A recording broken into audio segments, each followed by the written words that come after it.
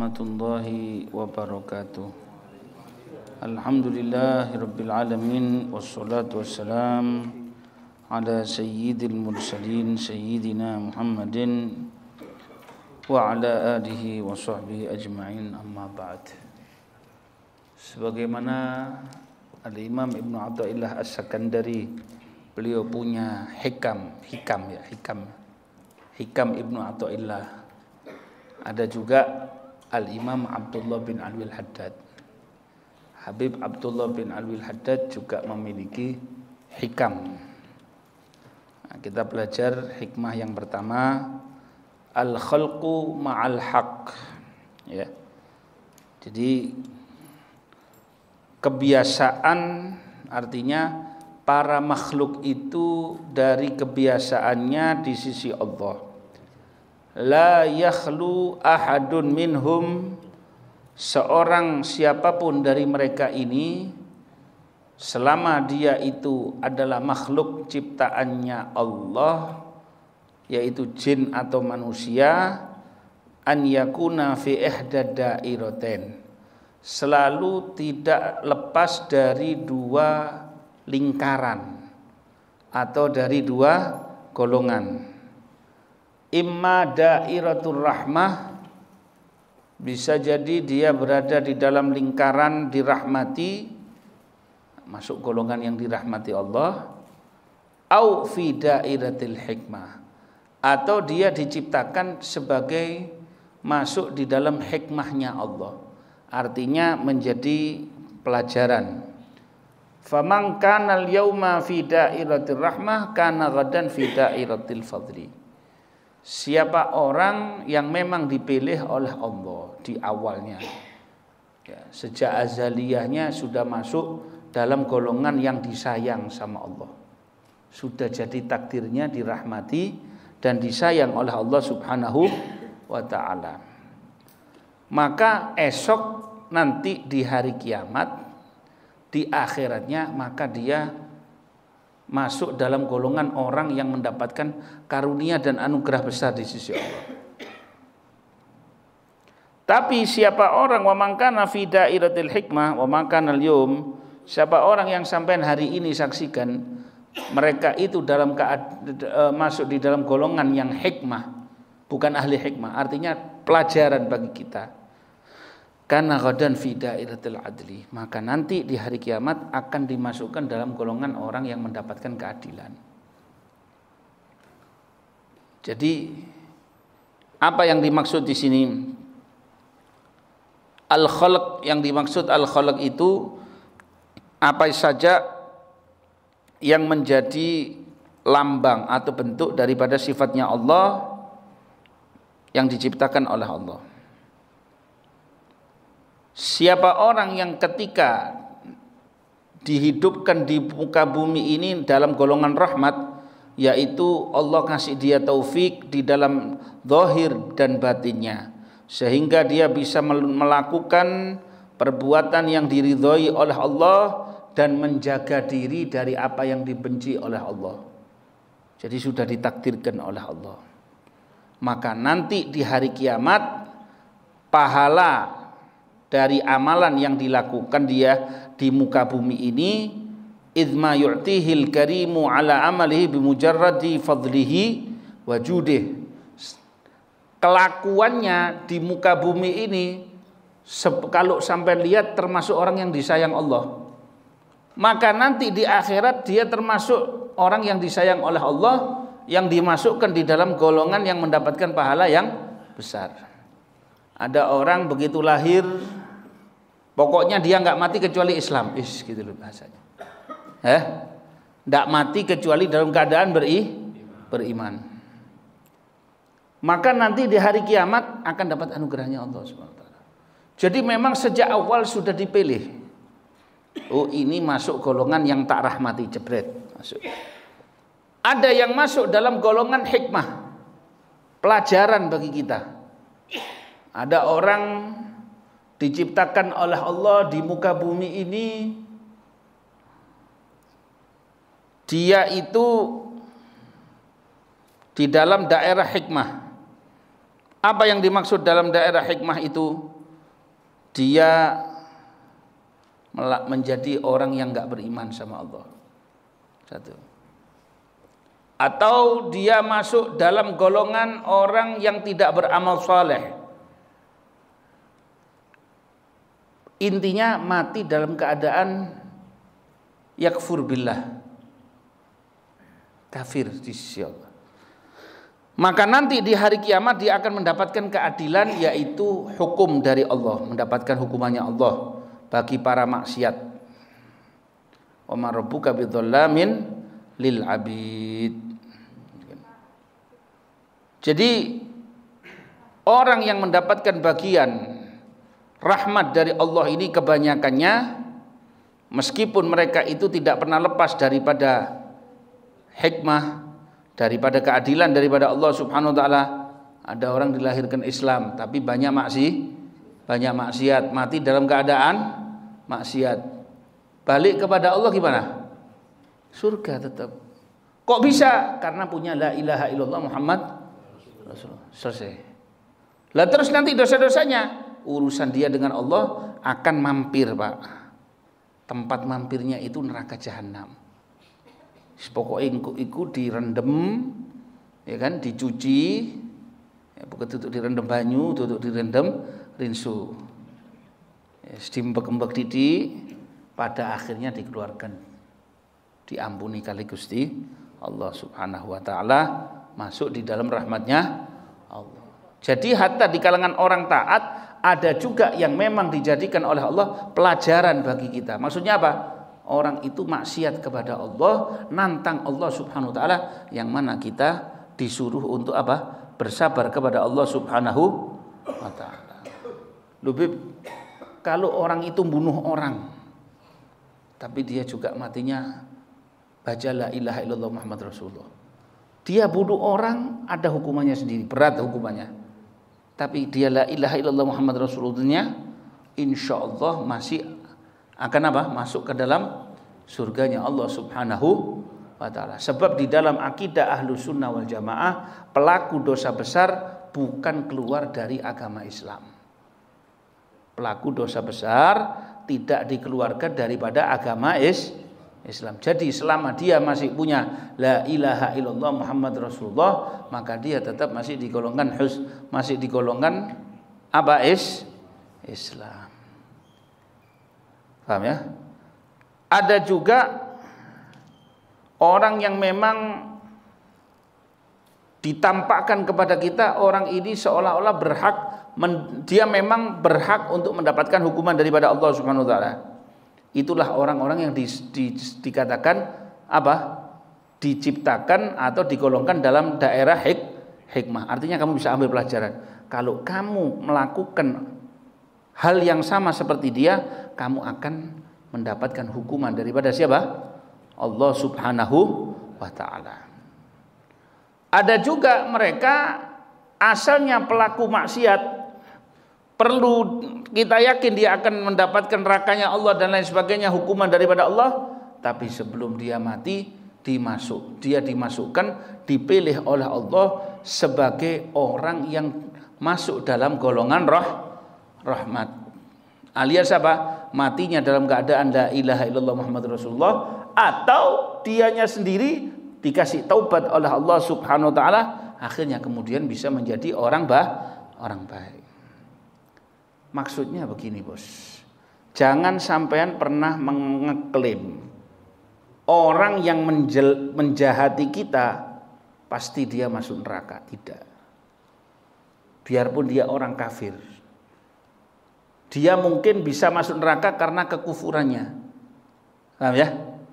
Termasuk orang-orang yang membunuhi rakyat Palestina dari kalangan itu, justru sudah menjadi dosa besar bagi mereka adalah ketika mereka sudah kafir kepada siapa? Allah Subhanahu wa taala. Itu sudah dosa besar. Pas ditambahin bunuhi kaum muslimin, ini adalah tambahan dosa. Makanya kata Imam Ghazali, dunia ini tidak ada yang tahu. Ada beberapa orang yang dulunya membunuhi para sahabat Nabi, bahkan melukai Nabi SAW, pada akhirnya dia masuk Islam, bahkan menjadi pejuang Islam dan meninggal dalam keadaan apa? Husnul khotimah. Makanya kita tidak boleh benci orang karena perbuatan, benci orang karena zatnya, tapi bencilah orang itu karena perbuatan salahnya. Ya, saya benci kekufurannya, sifatnya sebagai orang kafir. Saya benci kesalahannya sebagai pendosa. Perbuatan salahnya itu yang saya benci. Orangnya, urusannya masih antara dia dengan Allah Subhanahu wa ta'ala. Bisa jadi menjadi orang baik, bisa jadi menjadi memang orang yang tidak baik. Begitu juga, hati-hati kita juga jangan sampai menzalimi orang lain, terutama menzalimi orang-orang yang baik.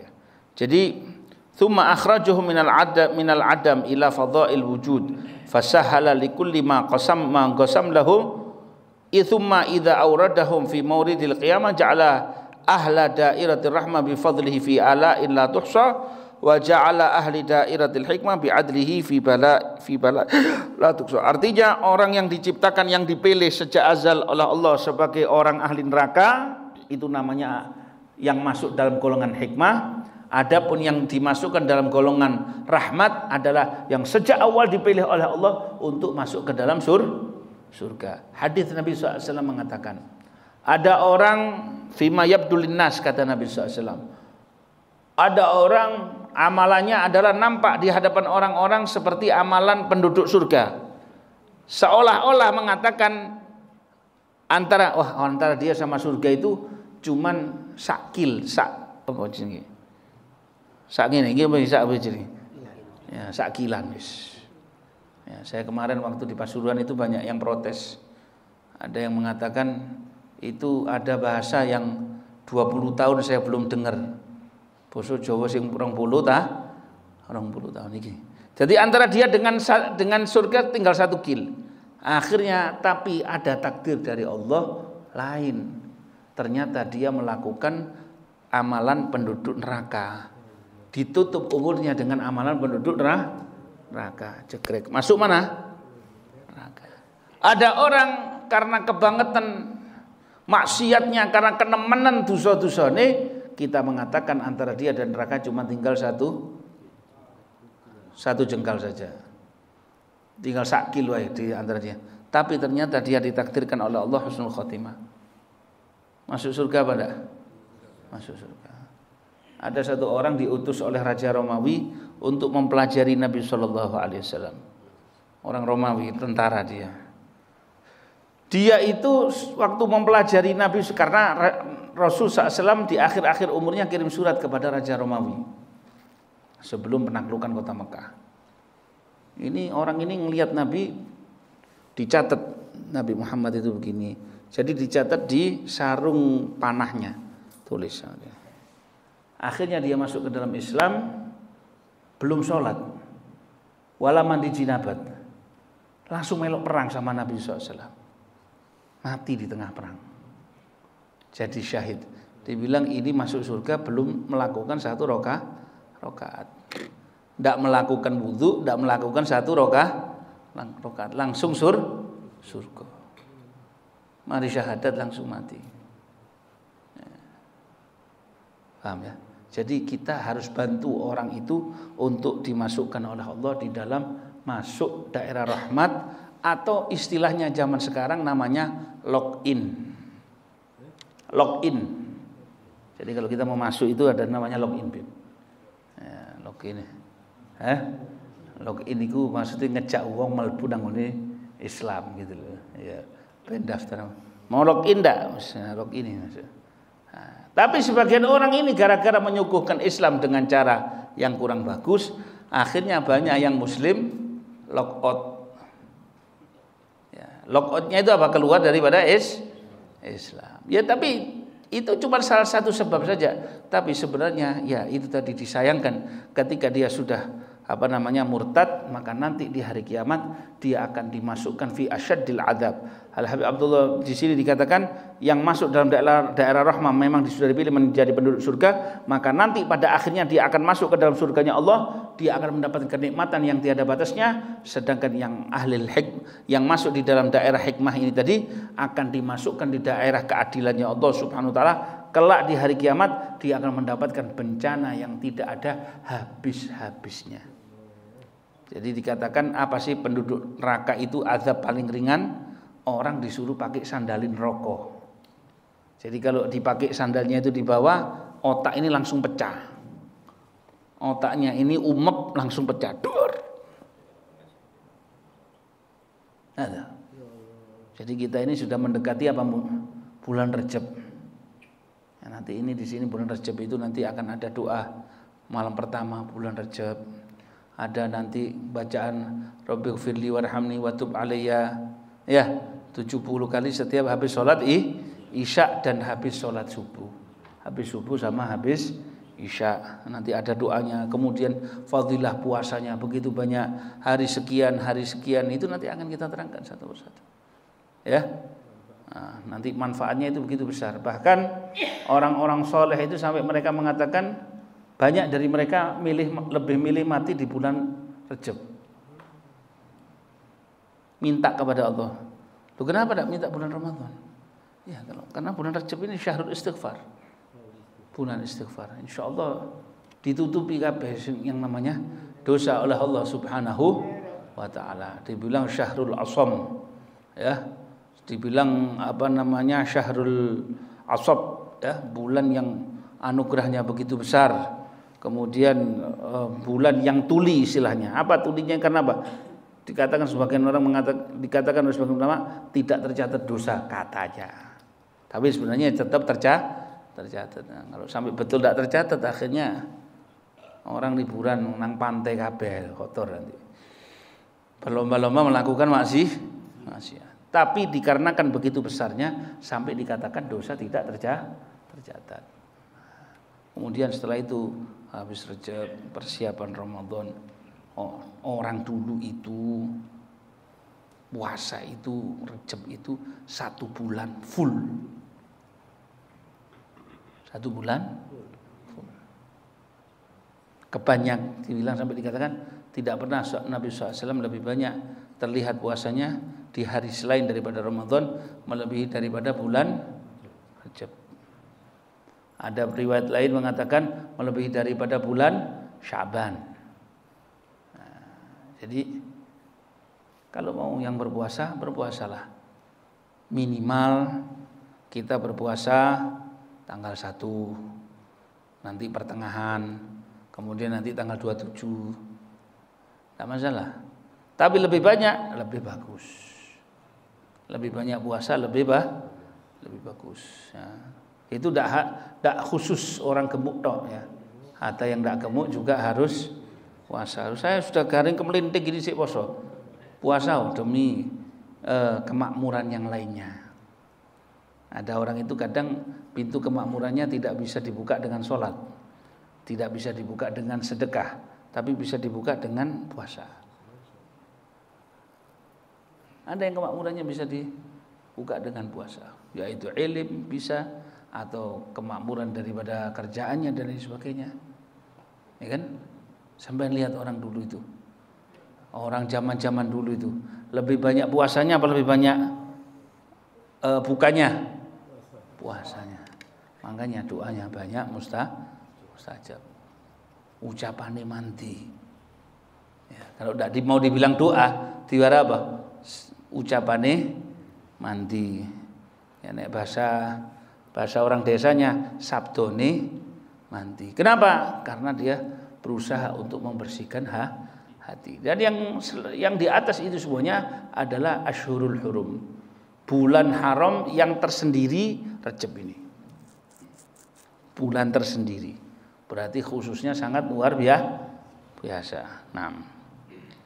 Jadi ya seperti itu tadi yang dikatakan Nah, kita yang sekarang ini sementara kita ketahui diri kita dalam keadaan orang yang dirahmati oleh Allah, mintalah terus supaya benar-benar masuk di dalam rahmatnya Allah di dunia dan di akhirat. Artinya apa? Supaya mintalah kepada Allah supaya engkau bisa wafat dalam keadaan husnul khatimah. Nah, tapi ada juga kalau misalkan ada orang alim dan lain sebagainya, tapi dia ada kejelekan di dalam hatinya dan lain sebagainya, tapi belum dia sucikan hatinya itu, ya masih banyak keterkaitan dengan para hambanya Allah, dosa-dosa batiniyahnya, ya tidak mau minta ampun sama Allah dan lain sebagainya. Dia merasa hebat dengan ilmunya, merasa hebat dengan apa saja yang dia miliki, akhirnya ditutup oleh Allah dalam keadaan su'ul khotimah, bahkan sampai ada yang keluar daripada agama Islam. Dulu alim, kemudian keluar daripada agama Islam. Na'udzubillahi min dzalik. Jadi perjalanan takdir itu tidak ada yang tahu. Sampean tidak diminta bertanggung jawab kecuali untuk diri Anda terutama dan keluarga Anda sebisa mungkin. Sebab urusan takdir siapa yang tahu? Allah. Biar anaknya Nabi, kalau dia tidak dipilih oleh Allah sebagai orang yang taat, ya masuk ke dalam apa? Nerakanya Allah Subhanahu wa taala. Seperti anaknya siapa? Nabi Nuh alaihissalam. Jadi karena itu makanya orang dulu itu gini. Setiap kelihatan ahli maksiat mereka itu nangis. Ya Allah, ya Rabb. Nangisnya itu maknanya dua. Satu, khawatir dirinya akan melakukan hal yang sama. Yang kedua, dia nangis karena dirinya gembira dihindarkan daripada kemaksiatan itu. Sambil takut nanti dicabut sama Allah kenikmatannya ini, kemudian dia digenti sebagai orang tersebut. Al-Syekh Abdul Qadir Jilani, seperti yang sampean ketahui ya, itu pernah di tengah jalan ketemu seorang pemabuk. Syekh Abdul Qadir jalan sama murid-muridnya, orang itu minggir. Syekh Abdul Qadir jalannya pelan dengan adabnya. Kemudian dia tanya, "Enggak pakai salam, enggak apa-apa, orang ini lagi mabuk." "Ya Abdul Qadir." "Ya." "Engkau Abdul Qadir?" "Iya, saya Abdul Qadir."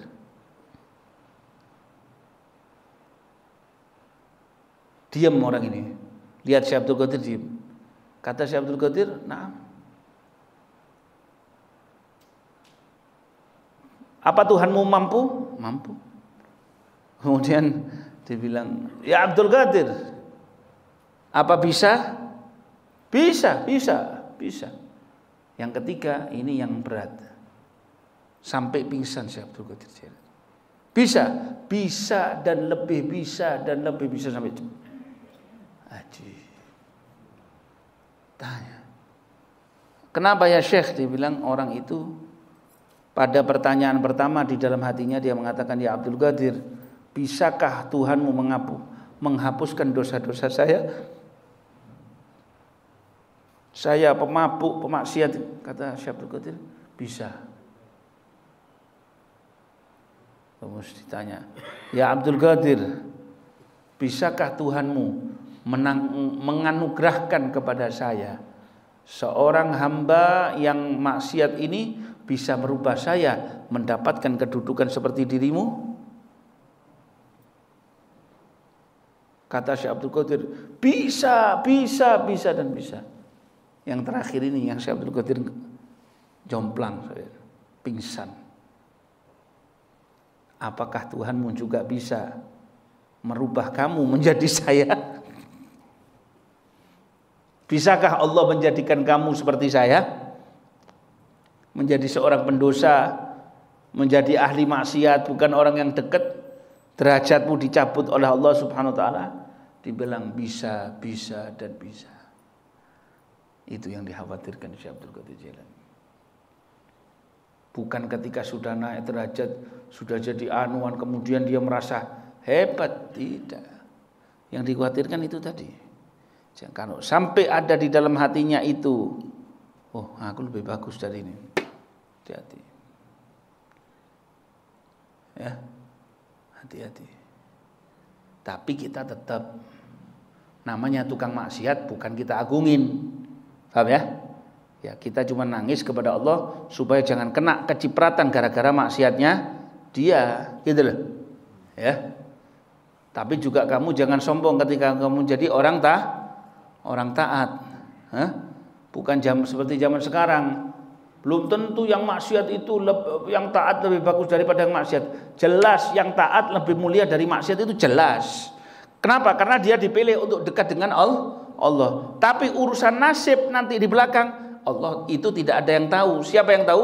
Allah Subhanahu wa ta'ala. Tapi meskipun demikian, kita jangan mencela si hamba ini seolah-olah ini taat karena diri saya yang taat. Jangan, berarti kamu sudah putus koneksi dengan Allah Subhanahu wa ta'ala. Beratnya itu di situ. Paham tak sebenarnya? Ya. Jadi kita ini dikasih taat, kita harus syukur kepada Allah. Jangan sampai sama. Tapi jangan berarti wah kita ini harus kumpul dengan ahli maksiat. Ada orang itu kadang otaknya kocak. Saya ini ingin ngerangkul ahli maksiat. Niatnya ngerangkul, nggak jadi ngerangkul, malah dia yang jadi terjun menjadi pelopor kemaksiatan. Dengan bahasanya ingin ibadah, dengan tata caranya ingin ibadah, tapi akhirnya justru menambah maksiat di atas maksiat. Ada orang kepingin nyuruh orang-orang itu berhenti daripada satu kemaksiatan. Nyuruh orang kepingin orang berhenti jadi tukang mabuk. Tidak. Akhirnya berarti saya harus duduk sama orang mabuk. Wis tak turuti didik biarpun saya minum satu gelas, satu cingkir daripada bahan memabukkan. Kira-kira kalau sudah kebobolan gitu, kira-kira dia bisa jadi pemabuk juga apa enggak? Bisa. Hilang sudah mabuknya, hilang sudah ibadahnya, ya. Jadi tak bisa. Sekarang modelnya lain. Saya mau bikin sholawatan, bagus sholawatan. Akhirnya nggak jadi sholawat, malah jadi konser. Iya, saya punya grup ini, tukang mabuk, tukang ikon kok perlu tukang di. Tukang maksiat ini, kok tahu dari mana? Iya kan? Kok tahu dari apa? Gitu loh, paham ini. Terus jangan kemudian kita iakan. Nanti sudah dimasuknya kan di majelis sholawatnya, akhirnya dijak untuk nyoblos si fulan. Jadi panggung politik berat sudah seperti itu. Sholawat kepada Nabi kita ajarkan adab dan akhlak. Ya. Wah, sik penting mereka datang ke majelis sholawat daripada mereka di rumah. Wis ya, daripada tidak ada adab sama sekali di dalam majelis sholawat, wis lebih bagus belajar mengadabkan diri di rumahnya sementara, cuti dulu dari majelis sholawat sementara. Nanti kalau sudah bisa tahu siapa itu Nabi Muhammad SAW, baru silahkan datang lagi kepada majelis sholawat. Gitu. Ya, niatnya baik semuanya. Ya, niatnya baik. Artinya gini, Bos. Nek awak dhewe gak iso dadi Sunan Kalijaga, ojo wara nek awakmu Sunan Kalijaga. Ingin jadi Sunan Kalijaga tuh, dirinya sendiri hubungannya dengan Allah masih mencela-mencele. Paham tak? Ya. Terus gimana dong menghadapi rakyat yang seperti itu dan lain sebagainya? Doakan yang banyak, mintakan rahmat kepada Allah Subhanahu wa taala. Tidak pakai kamu cari, nanti Allah yang bimbing mereka kepada dirimu. Ketika di dalam apapun keadaannya, jangan sampai engkau melupakan jati dirimu kepada Allah. Nabi Muhammad SAW ketika di tengah orang-orang Quraisy yang dihadapi siapa? Pamannya yang dihadapi. Orang-orang tak punya pasukan Nabi SAW. 13 tahun cuman punya pasukan berapa? 100 sekian 13 tahun dakwahnya Nabi. Tapi tidak pernah berhenti, tidak pernah ngikuti kan sama orang kafir Quraisy. Dia kali gini. Wis gini wae ya Muhammad, ojo repot-repot. Inti coba jadi kita sehari, kita beriman sehari. Kamu nyembah patung kami sehari, kami masuk menjadi umatmu 1 hari. Nanti kira-kira mana yang enak.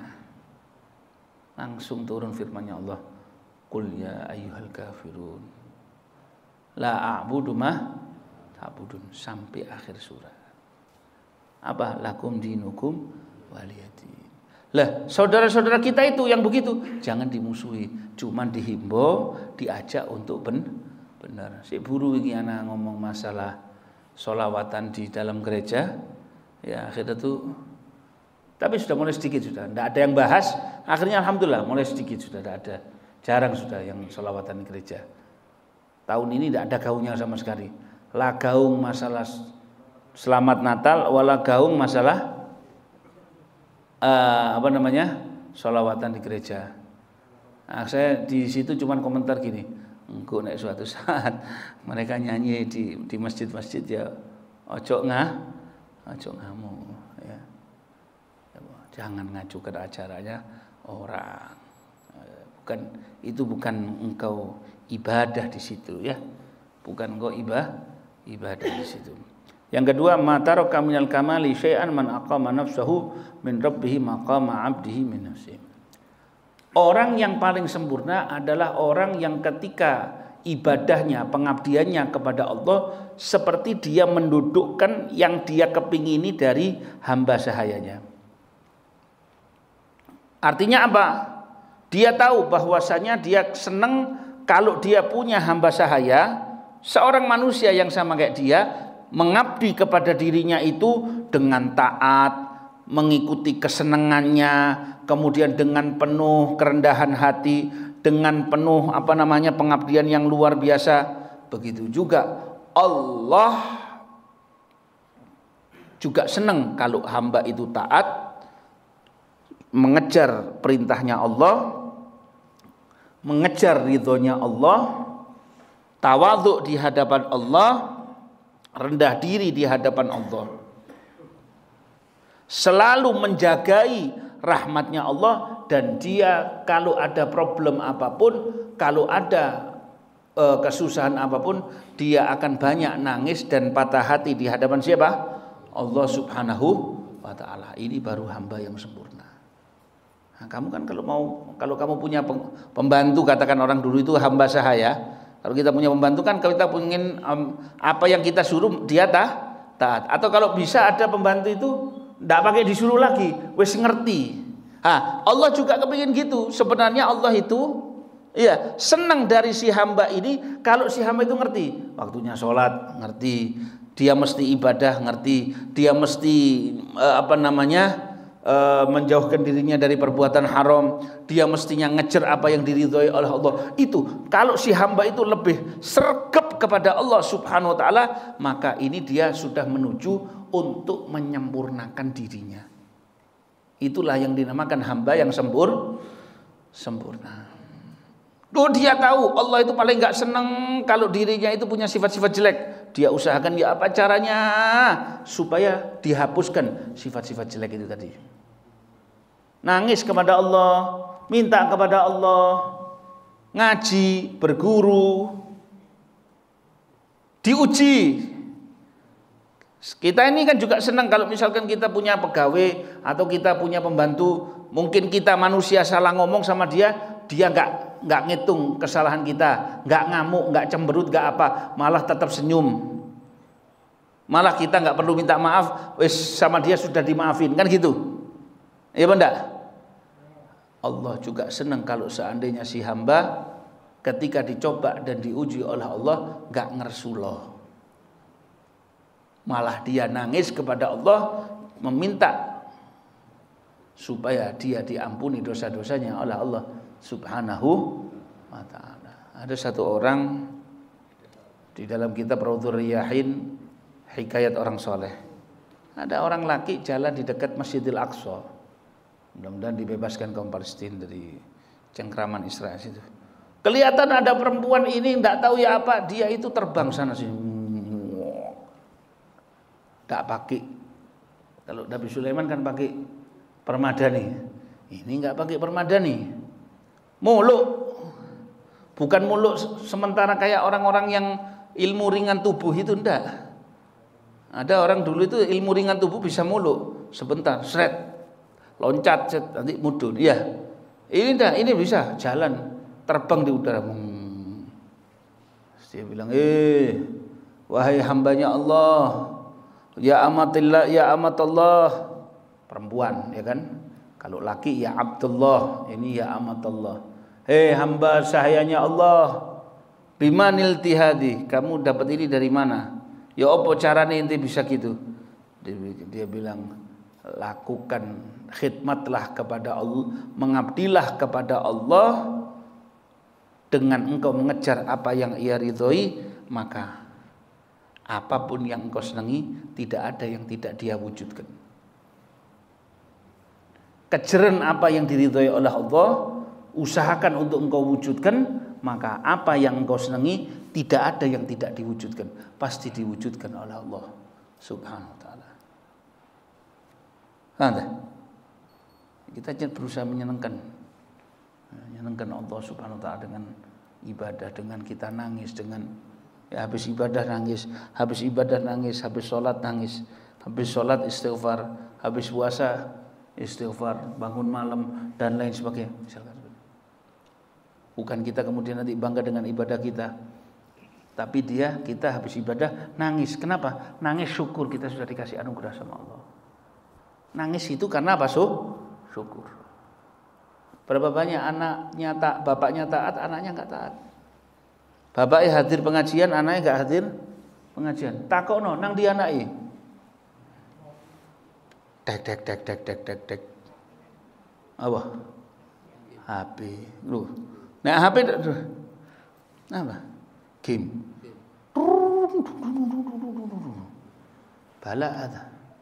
Bala terus terang bala. Apakah Ustadz pasti bisa menjamin dirinya tidak bisa menghindarkan anaknya dari HP? Tidak mungkin. Kiai? Tidak mungkin. Habib? Tidak mungkin. Ada orang itu kenceng sama muridnya, sama ini kenceng, tapi sampai anaknya tidak berdaya apa-apa. Ya. Jangan sampai nanti di akhir umur menjadi orang yang tidak berdaya sama anak. Ketika anak sudah mulai gede, makanya dikatakan man lam yurabbihi al-aulad fis shighar dha'u fil kibar. Nek waktu cilik gak dididik, waktu digede hilang. Adzan.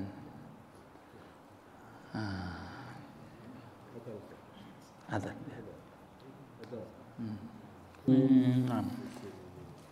An-na'im yuqadh wal ghafil yudhakkar wa man lam yajid fihi tadhkir wa la tanbih fa huwa mayyit. Orang tidur masih bisa dibanguni. Ya. Orang tidur bisa dibanguni. Orang lupa, lalai bisa diingatkan. Lah kalau orang itu diingatkan, dibanguni, enggak bisa, berarti apa? Mati. Digugah gak iso, digerakno gak iso, dinasihati gak bisa, mati. Jadi kalau ada orang dinasihati, dia sudah dinasihati sendiri oleh Allah dengan sakitnya, tidak ingat. Dinasihati oleh Allah dengan orang yang dekat dengannya diambil, gak ingat.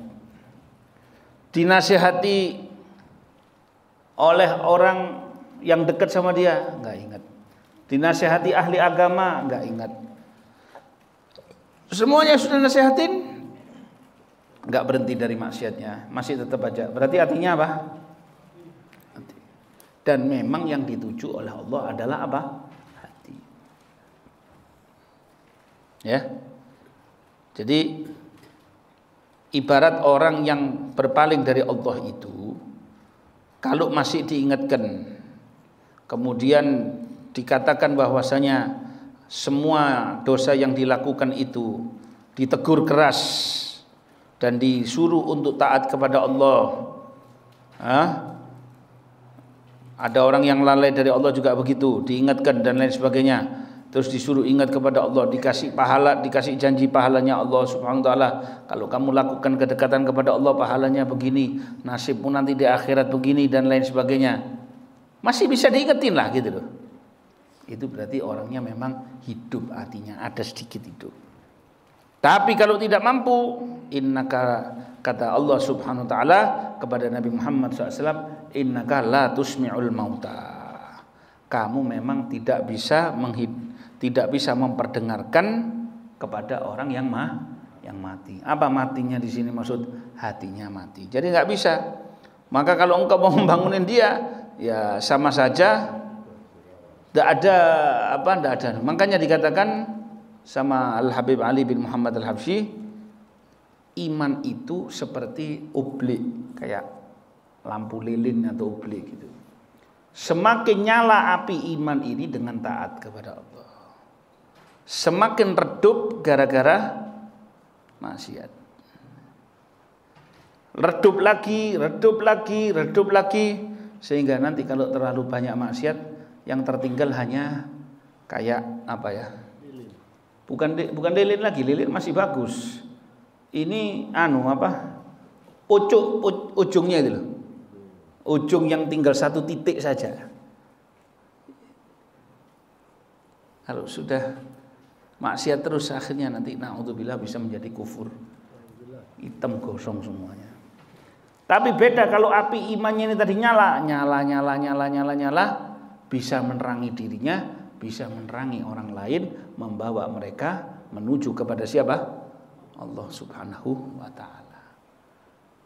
Jadi itulah bedanya para aulia as-shalihin, orang-orang soleh dengan kita. Apa bedanya? Mereka punya api iman, yang mana api iman ini bahkan neraka jahanam takut. Api imannya orang muslim itu, neraka jahanam itu takut. Percayanya kepada Allah. Bagi dia apa? Tak takut saya. Ente makhluknya Allah, saya juga makhluknya Allah. Kamu punya tugas, saya punya tugas. Tugasnya saya taat kepada Allah, sabar kepada cobaan dari Allah Subhanahu wa taala. Kamu tugasnya hanya boleh menyiksa atau boleh panas kalau Allah menghendaki. Jadi itulah yang dikatakan bahwasanya saya ibadah bukan karena surganya, bukan karena istananya, tapi yang saya cari ridhonya Allah. Kenapa? Sama-sama makhluk. Jadi dari sisi ini, ya sapa sih gak gelem surga? Loh, nek ente tidak gelem surga berarti jauh neraka. Loh, bukan. Artinya kalau Allah Subhanahu wa taala yang punya surga sudah saya dapatkan, masa saya enggak dikasih surga? Pasti saya dikasih lebih dan lebih. Paham ya? Nah, jadi itu yang harus kita ketahui, bahwasanya iman itu nanti kalau semakin tumbuh, semakin kuat cahayanya, dikasih firasat sama Allah Subhanahu wa taala. Dibukakan pintu batinnya oleh Allah Subhanahu wa taala. Bahkan mau wafatnya pun dia akan tahu. Ya, ada khabarnya. Ya apa yang dia tahu Allah Subhanahu wa taala. Memang jiwa itu tidak tahu kapan dia tidak tahu. Tapi cuman ini taunya kalau apa diizinkan oleh Allah Subhanahu wa taala. Termasuk juga dia bisa menerangi orang lain, bukan hanya menerangi orang di masanya dan di waktunya saja, bahkan Allah jadikan dia menjadi penerang meskipun dia sudah mati. Meskipun orang nggak kenal dia, cuman apa namanya?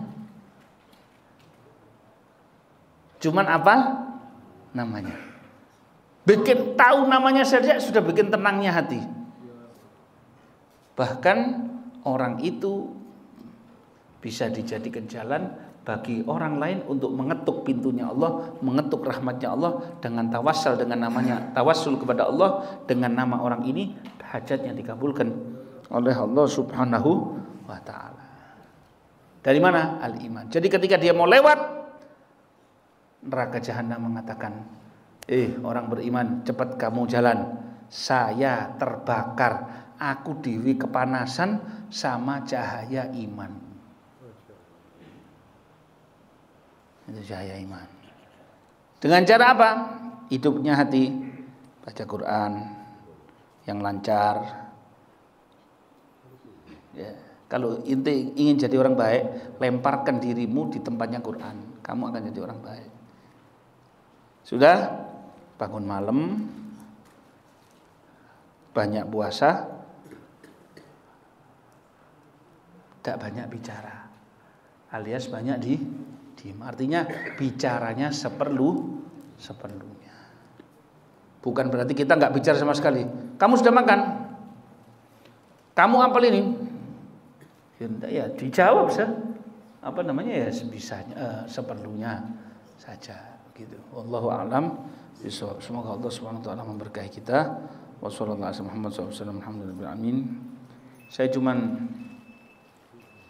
mengingatkan, insyaallah nanti besok hari Minggu jam berapa ke sini orang-orang?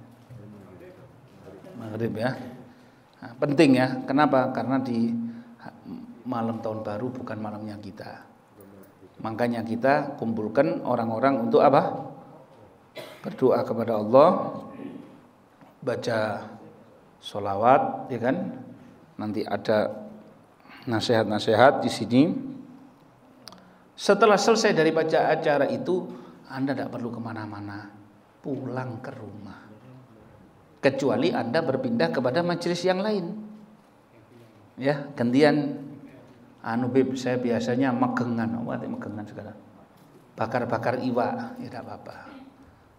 Ya, tapi jangan salah nanti bakar-bakar iwa terus lakukan hal-hal enggak. Itu malam itu banyak orang yang nantang kepada Allah Subhanahu wa taala, banyak maksiat kepada Allah. Inti doakan supaya Indonesia tetap selamat. Ya, itu wallahu a'lam bishawab. Rabbana anfa'na. Iya.